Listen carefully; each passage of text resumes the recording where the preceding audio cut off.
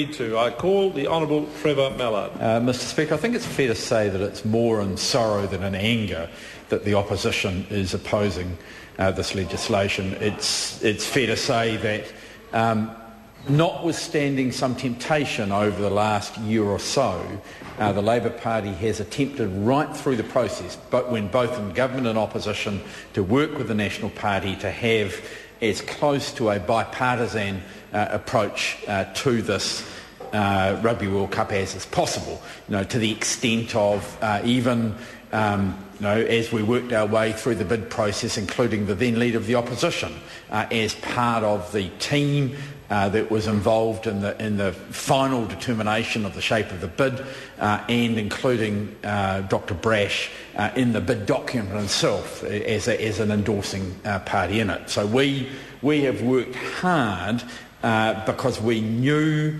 that, first of all, right back from the time when I was involved in the bid for the bid, if people understand that, the money that was being put together in order to finance the bid, right through I think there's been quality consultation, or there was quality consultation, because we knew that it was important that this was not seen as something which was politically divisive as far as New Zealanders are concerned. We knew there was a big investment and an enormous opportunity, and that's why we reached across the House in the time that we were in government in order to attempt to build a consensus. And so it is with some sadness that we've come to the point that we have, where there is acceptance on my part, on the part of the Labour Party, that legislation is necessary, that the vast majority of this bill is now, I think it's fair to say, as it was introduced, it showed the degree of roughness and readiness that the Minister in charge of the bill is a bit renowned for, but the Select Committee did do a good job, and with one major exception, the legislation is acceptable to the Labour Party, and I'd go further and say that it is necessary. There's no doubt, especially but not only in Auckland, that the systems which currently sit there for liquor licensing and resource consents could end up with a hodgepodge of uneven decisions made in the run-up to the Rugby World Cup if there was not legislation of this type there. So it is necessary. I therefore, and again, I do want to focus for a second on the Select Committee and say that the committee worked very well. I want to commend my colleague David Parker for his chairing, but also members of the government. I think it's fair to say that a lot of it was done within the committee on a very much bipartisan basis, that were ideas from both sides that were worked into the bill, and disagreements were just as likely to be between people on the same sides as across the table on the majority of issues. But we worked through those processes, and I think we've got better legislation as a result of that. And we knew that was important because the world is going to be looking at New Zealand at this time, and it's very much a case of not knowing what you don't know. So the importance of having legislation which works both between now and the 1st of July through what might be described as the not the normal process, but the new normal process for consent type arrangements is important, and then there does need to be in place something for things which are late breaking, and having that sort of process is vital, and getting that right is very important. I do want to say though that the issue which causes us to oppose the bill is the taking by the government for the Minister of powers which we think are judicial powers, and powers which should be reserved to the process and the authority which is being set up, and as I'll get to soon, even the possibility of having some sort of compromise arrangements there. Mr Speaker, I want to be slightly critical of the Law Society now.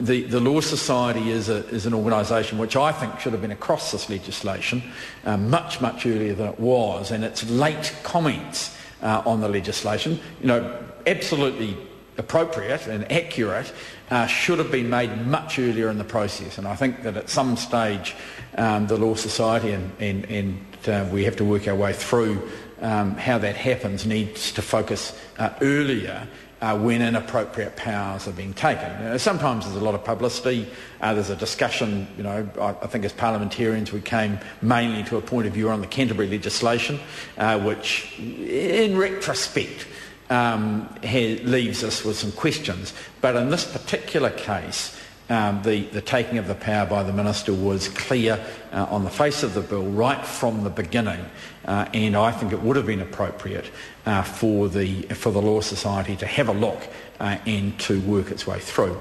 I want to give an example, and it can be one of many and one that I have given to the House before, of something which is late breaking, and that is an application that's made after the 1st of July to dismantle or demolish, maybe historical or maybe not historical home, but one which could not be handled and would not be acceptable under normal resource consent conditions. So there's a property right, maybe for the owner, but certainly for the neighbours and maybe for the community around it. Under this legislation, the authority which is set up to consider it can recommend that it not proceed, and the Minister can make a decision that it should proceed. And I just think that the member whose name I've forgotten, which one's that? That Jackie Dean. The member Jackie Dean is shaking her head and says that's not possible. Well, it actually is possible. It is absolutely possible that the authority can say no, and the Minister can say yes, and the house can be demolished, and it can be an enormous advantage, enormous financial advantage to one of the parties. And in my opinion, that is not the sort of decision that should be taken by a Minister. It's something that's properly taken by a judge, or in this case, sorry? Yeah, a Minister might be politically accountable, but my view is that is a sort of political decision-making around individual advantage to people that internationally has led to corruption.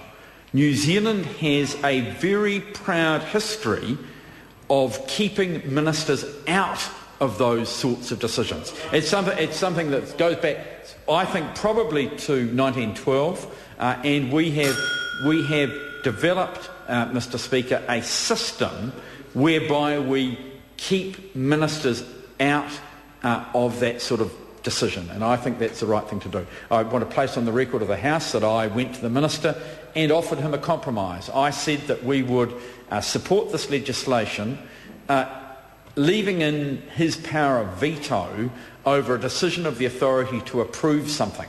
So he could block something that would have otherwise happened under this legislation in the late phase, to say, no, that's wrong, that's unacceptable, but he could not overturn effectively a negative decision. He couldn't turn a negative decision into a positive decision, and in the example that I gave, allow for the demolition of a property which could not be demolished under the Resource Management Act. He chose not to do that. I think it is wrong. I think it is very sad that he chose to sacrifice a bipartisan approach on the legislation, something that we wanted to do in order to retain that power for himself. I think it shows very poor judgment. It shows a poor understanding of the constitutional separations that we have, that have grown in New Zealand, that are important to the fabric of our society and to the avoidance of both corruption and the perception of corruption. I think it's breaking down, and it's very, very sad that this sort of event is one where it breaks down further. And I just want to say to the National Party, they might come to regret this in the future, because what it does is it adds to their perception of not caring about matters which lead to perceived corruption in New Zealand, and we should not have that as part of this legislation.